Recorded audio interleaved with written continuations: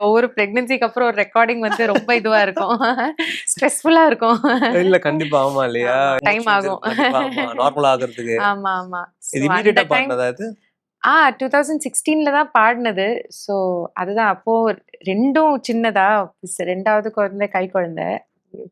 பெரிய ஆளு was just about 2.5, 3 years. So ரொம்ப அதான் எனக்கு சொல்றேன். அப்போல்லாம் எனக்கு அந்த ரெக்கார்டிங் எக்ஸ்பீரியன்ஸ் நல்லா இருந்ததோ இல்லையோ அதெல்லாம் எனக்கு ஞாபகமே இல்ல. ஒரு மாதிரி ஸ்ட்ரெஸ்ட் அவுட்டா இருந்தேன். இவங்க 2 பேர் மட்டும் தான் இருந்திருக்கும்ல. ஆமா. ஸோ மைக் அந்த முன்னாடி ஒரு போனாலே ஆமா, அழுகு ஆமா, குரல் அதான் ஆமா. கேட்டுது. ஸோ அந்த ஒரு இதுல தான் போனேன்.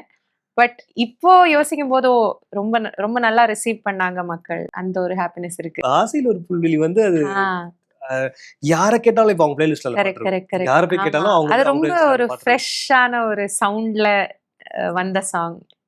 ஸோ ஐ திங்க் கம்ப்ளீட்லி நான் நான் எப்பவுமே நெறைய இடத்துலயும் சொல்லியிருக்கேன். ஐ திங்க் அந்த பிரதீப், சந்தோஷ், ஷான் அவங்க ஒரு மாரி தமிழ் சினிமா சவுண்டே சேஞ்ச் பண்ணிட்டாங்க. ஸோ அது அது ரொம்பவே ரிஃப்ரெஷிங்கா இருந்தது. அதுவும் அந்த ஆல்பம் ரொம்ப ஸ்பெஷல் ஆல்பம். கத்தி